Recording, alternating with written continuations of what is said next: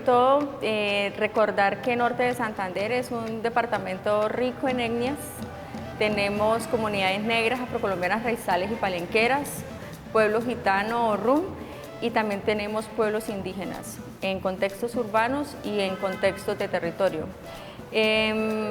Tendríamos que empezar porque no existe una política pública étnica en Norte de Santander. Lo que tenemos el día de hoy, al 2024, es la política pública integral de los pueblos indígenas de Norte de Santander. Bueno, a grosso modo y para que todos nuestros televidentes puedan entenderlo, una política pública es el resultado de una investigación donde se determinan cuáles son las falencias, cuáles son las problemáticas de las comunidades a atender. En este caso, para comunidades étnicas, hicimos un estudio de cuáles eran las problemáticas, en donde se tuvieron en cuenta los planes de vida, los planes de salvaguarda, los mismos estudios hechos por las diferentes entidades territoriales, para de esta manera saber qué necesitábamos hacer y cuáles eran las soluciones a esos problemas. A partir de eso se hizo la construcción de diferentes iniciativas o diferentes pilares, por llamarlo de alguna manera, ejes estratégicos que van orientados a solucionar esas problemáticas.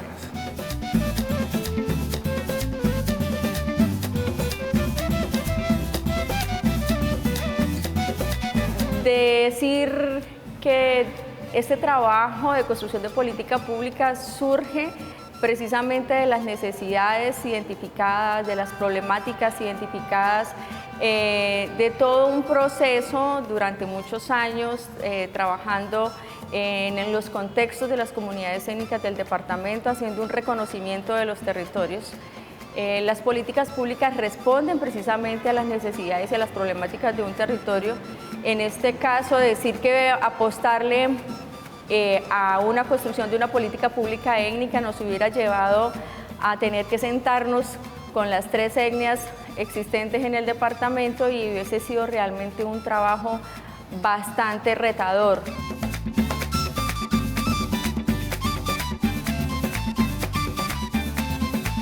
Vale, hay muchos ejes que eran concordantes entre los diferentes pueblos. Uno de los más importantes, creo yo, que era el tema de salud, en especial en aquello relacionado al Sistema Intercultural de Salud Propia Indígena, que en abreviado es SISPI. Los diferentes pueblos tienen la intención de que esto se regularice y se empiece a implementar. Y ese fue uno de los pilares que quedó como eje estratégico de la política pública integral de los pueblos indígenas. Lo primero es hacerte como una georreferenciación y contarte qué tenemos en Norte de Santander. Tenemos el pueblo Barí con 26 comunidades en 5 municipios del departamento, en los municipios de Tibú, El Tarra, El Carmen, Convención y El Tarra, y ellos están divididos en 2 resguardos, el resguardo de Catalaura, que está ubicado en el corregimiento de La Gabarra, en el municipio de Tibú, y el resguardo Motilón Barí, que está ubicado en los 5 municipios que ya te mencioné. Estos 2 resguardos están legalmente constituidos con resolución ante la Dirección de Asuntos Indígenas, RUN y Minorías del Ministerio del Interior, y asimismo también tenemos el resguardo UA.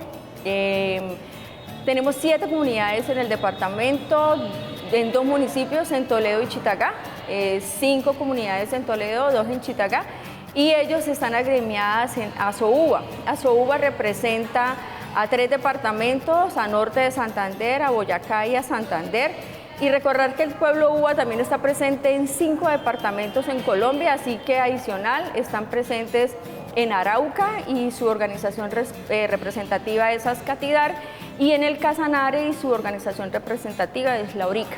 Entonces, en este orden de ideas, estas serían como nuestras dos pilares de territorio, 2 pueblos ancestrales del departamento de Norte de Santander. Que tengan salud, sabiduría y entendimiento.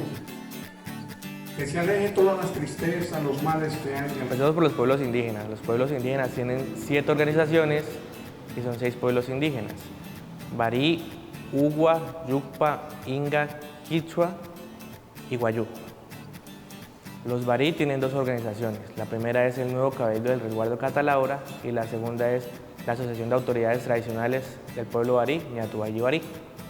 Por otro lado se encuentra la Asociación de Autoridades y Cabildos del Pueblo Ugua, que es ASUGUA. Los Yucpa tienen la Asociación de Comunidades y Caciques del Pueblo Yucpa, Yucpa Objetado. el Cabildo Indígena Quichua de Norte de Santander, el Cabildo Indígena Quichua e Inga de Norte de Santander y el pueblo Guayú, sí se me va porque es en lengua el nombre, pero es la Asociación Guayú de Norte de Santander. Pero también tenemos otros pueblos presentes en el área metropolitana y otros municipios del departamento, como lo es el pueblo Quichua, proveniente del Ecuador, con más de 50 años asentados en el departamento, con una cultura súper rica, un folclore, unas danzas, un arte, música, también medicina ancestral, artesanías y demás. Y tenemos al pueblo Inga, proveniente del Putumayo. El pueblo Inga también data de más de 50 años en el departamento. Estos, quizás ante precisamente los procesos de la violencia y demás, tuvieron que desplazarse. Los Inga en el departamento de Norte de Santander los podemos identificar. Una de sus fortalezas son las artesanías y la medicina ancestral. Y asimismo ya no están solamente en Cúcuta, están presentes también en Tibú, en Ocaña y en otros municipios del departamento. En lo que se refiere al pueblo, a las comunidades negras, hay 4 que tienen registro, 3 que hacen parte de la Comisión Consultiva Departamental. Una es el Proyecto Comunitario Afrodescendiente, otra es Ser Negro es Más Sabroso y otra es la Asociación de Afrocolombianos del Norte de Santander. En el marco del pueblo gitano ROM tenemos una compañía legalmente constituida que es la Compañía Gitana de Cúcuta, así es el nombre, y la compañía es la forma en donde ellos se organizan. En contextos de comunidades negras, ellos se organizan según sus formas organizacionales y expresiones, ¿sí? Eso está regulado según la ley 1640, que es la que regula todo aquello que tiene que ver con la Comisión Consultiva. Con la crisis migratoria sucedió algo especial, y es que pueblos indígenas que tenían normalmente el tránsito pendular o que iban y venían, satisfacían algunas de sus necesidades y retornaban al vecino país, pues se vieron en la necesidad de irse asentando en Norte de Santander. En la ciudad de Cúcuta tenemos el asentamiento más grande del pueblo Yucpa.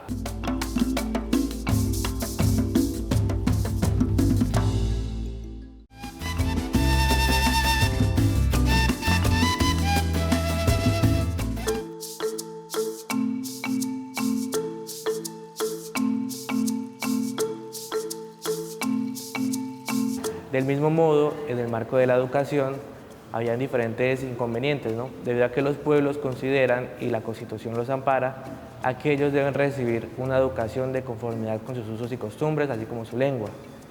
Y para ello hay diferentes modelos. Uno es el intercultural y otro es el propio, que a partir del propio se utiliza el CEIP para los que tienen contextos de territorio o resguardos indígenas, con registro ante la Dirección de Asuntos Indígenas, Raza y Minorías del Ministerio del Interior, y por otro lado están aquellos que se encuentran en contextos urbanos, que es esa parte intercultural, que se encuentran en los diferentes colegios, y uno de los procesos que se puede denotar o galardonar, por llamarlo de alguna manera, sería el proceso Yucpa, que es un proceso intercultural en donde los niños Yucpa reciben educación en su lengua propia.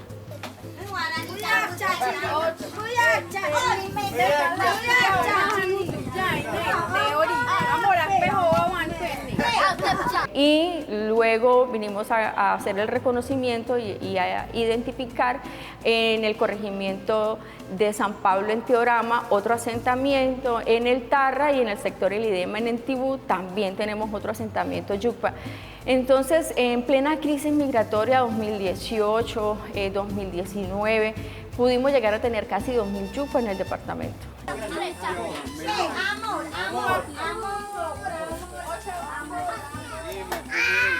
Hay que reconocer, y nuevamente me refiero a los acuerdos internacionales que ya mencioné. Estos dicen que los pueblos binacionales tienen el derecho a habitar y a estar en ambos territorios, ¿no? Es decir, que no se les excluya de un lugar u otro porque son binacionales y han tenido esa tradición, ¿no? Han estado en esos territorios durante mucho tiempo, mucho antes de la creación de los estados, de las fronteras y demás. Para ello es muy importante mencionar que, por ejemplo, el pueblo Yucpa que tú mencionas tiene un reconocimiento de la Corte como pendular y agricultor itinerante. ¿Qué significa esto? que va de un lugar a otro en sus diferentes comunidades, que es algo que vemos aquí en Norte de Santander. El yucpa puede estar en Cúcuta, después se va para San Pablo, después vuelve a Tibú. Es ese tránsito que realiza el pueblo según sus formas de ser, ¿no? Porque finalmente es lo que hacían cuando se encontraban en la Sierra de Perijá. Esto con la particularidad de que estos pueblos que te estoy mencionando en contextos urbanos, pues no tienen ningún registro o resolución ante la Dirección de Asuntos Indígenas, RUNI y Minorías del Ministerio del Interior.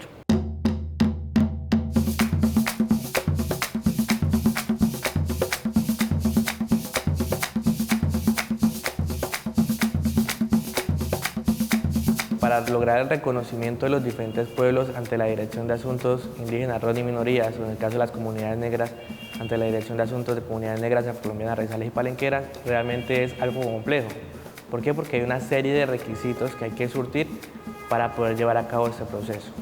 Uno de ellos es que cuenten con planes de vida, que relaten la historia de cómo llegaron acá los diferentes pueblos que no tienen registro, la certificación de su autoridad tradicional, el autocenso, es decir, son demasiadas cosas que son extremadamente importantes.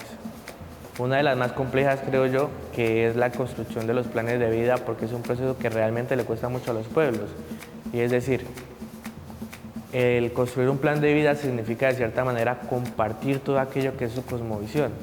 Y los pueblos a través del tiempo les han transgredido ese derecho o esa información, ¿no? Y han sido utilizada para muchos propósitos. La Dirección de Asuntos Indígenas, RUNI y Minorías tiene a su cargo la expedición de estas resoluciones, que son precisamente unos actos administrativos que ratifican la legalidad o la conformidad y conformación de los resguardos, entonces tanto en contextos de territorio como en contextos urbanos. ¿Qué significa o qué facilita pues la resolución? Esta resolución lo que facilita es la asignación de recursos del Sistema General de Participaciones y el Sistema General de Regalías.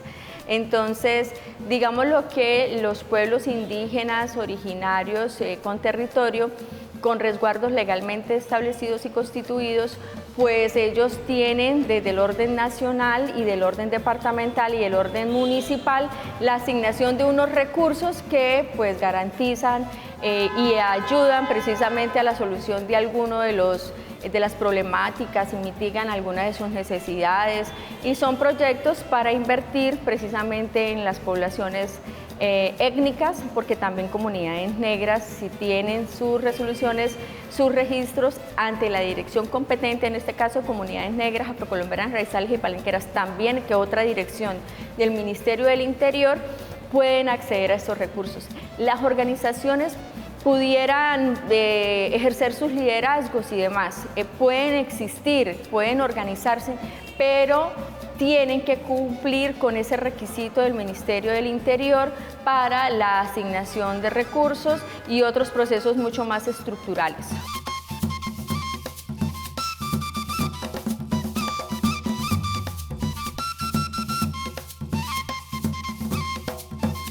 El caso de la construcción de la política pública integral de los pueblos indígenas fue algo muy complejo, porque son 6 pueblos, 7 organizaciones, y cada una de ellas tiene una forma de pensar, una cosmovisión distinta. Eso llegaba a, o hacía que sucediera, que hubiese muchas diferencias entre los mismos pueblos, porque llegar a acuerdos entre las diferentes cosmovisiones o formas de pensar es muy complejo. Lo primero y el primer reto más grande, más importante, que tuvieron que ver muchas personas, fue que llegaran a un acuerdo y se pudiese construir una sola política pública para los 6 pueblos y las 7 organizaciones indígenas, y que todas se sintieran allí representadas. Esto se consiguió a través de la construcción de la Mesa de Concertación, Interlocución y Diálogo de los Pueblos Indígenas. En cuanto a los territorios, los pueblos indígenas en contextos urbanos, podemos decir que se adelantan unos procesos significativos desde la Mesa Permanente de Concertación, desde el mismo Ministerio del Interior, en cuanto a que salgan estos protocolos para que ellos puedan acceder a los registros o a esas resoluciones de sus resguardos como cabildos urbanos.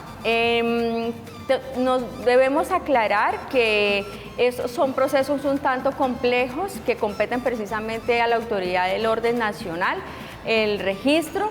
En norte de Santander, en estos procesos está el pueblo quichua, el pueblo inga, el pueblo yucpa y el pueblo guayú, al que no me he mencionado, al que no he referido, y que sería pues el sexto pueblo indígena presente en norte de Santander, y se encuentran en los sectores de Montañita 1, 2, 3 y 4, de Tibú, y también hay otro porcentaje de población en el municipio de Ocaña.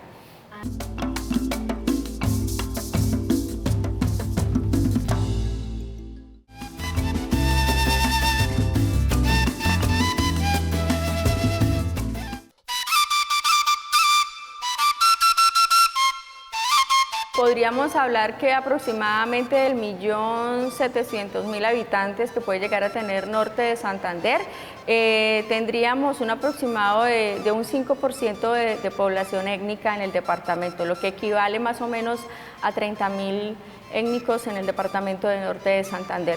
Solo para comunidades negras, afrocolombianas, raizales y palenqueras hubo unas cifras esperanzadoras, una rectificación del DANE en cuanto a que para vigencia 2023-2024, 20.000 negros, afrocolombianos, raizales y palenqueros en norte de Santander. Y de pueblos indígenas y pueblos gitanos tendríamos aproximadamente 10.000. De la totalidad de la población del departamento, que ronda por alrededor de 1 millón, 30.000 de ellos hacen parte de población étnica, es decir, pueblos indígenas, comunidades negras, afrocolombianas, raizales y palenqueras y pueblos gitanos. Esto equivale aproximadamente al 5% de la población. Y es por eso que decimos que el norte de Santander es un departamento pluriétnico y multicultural.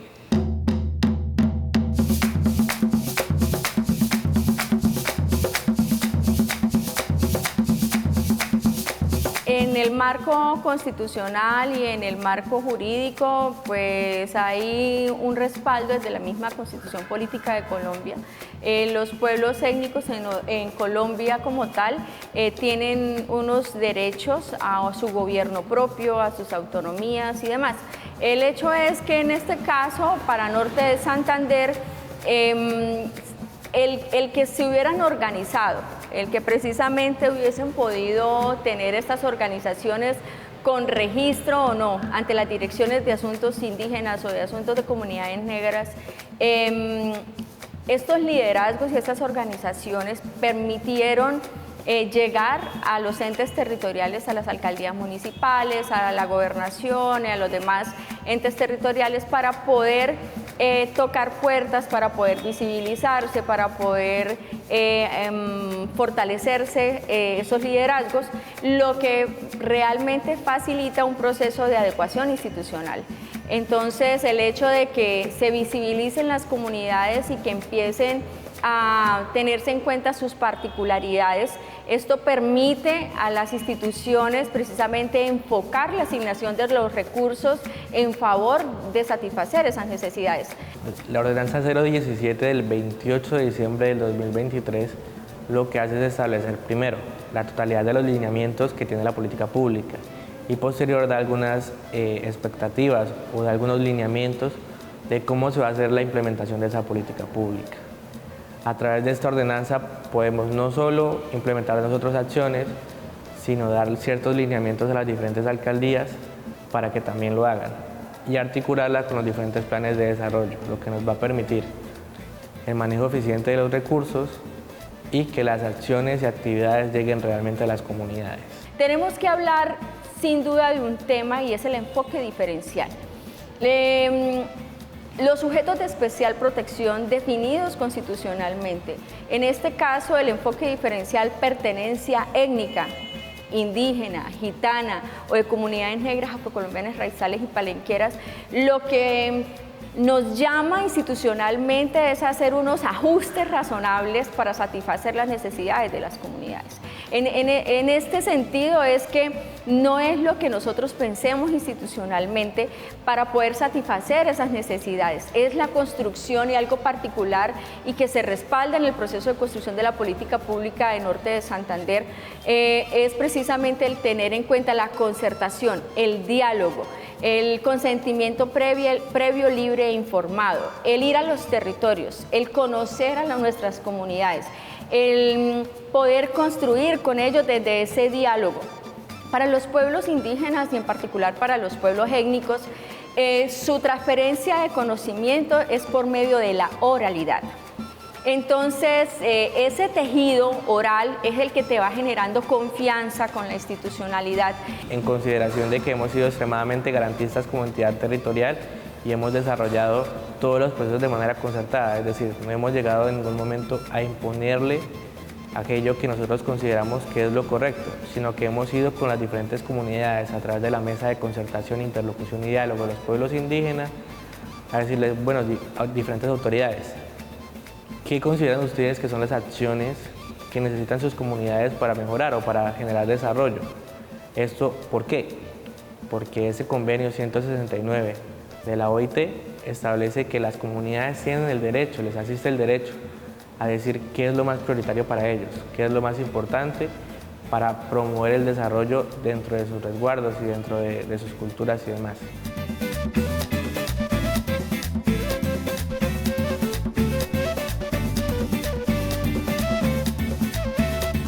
Teniendo en cuenta que se incorporaron los planes de vida, los planes de salvaguarda de los pueblos indígenas, precisamente se lograron concertar 8 ejes. Entre esos está gobierno indígena, salud y soberanía alimentaria, educación propia e intercultural, cultura, tenemos economías propias, tenemos algo espectacular que no te he mencionado hasta ahora, pero de una vez antes de que se me olvide hago mención, y es que en esta política pública se incorporó el capítulo étnico del Acuerdo Final de Paz. Esto nos da un plus y hay precisamente un eje ahí que es el eje de protección y víctimas. Entonces, como para que todos los procesos que se están enmarcando precisamente ante esa situación del conflicto armado y demás, hay unos hechos victimizantes, hay unos procesos de reparación colectiva, hay unos procesos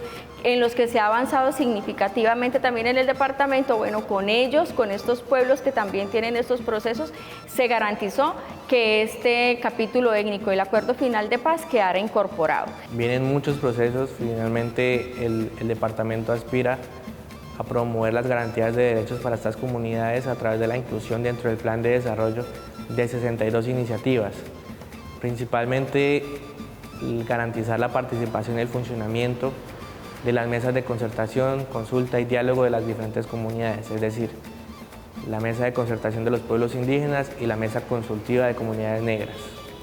Del mismo modo, esperamos hacer diferentes acciones con las entidades territoriales, con las diferentes entidades territoriales, es decir, los municipios, para que éstas repliquen estos modelos y empiecen a concertar con las autoridades.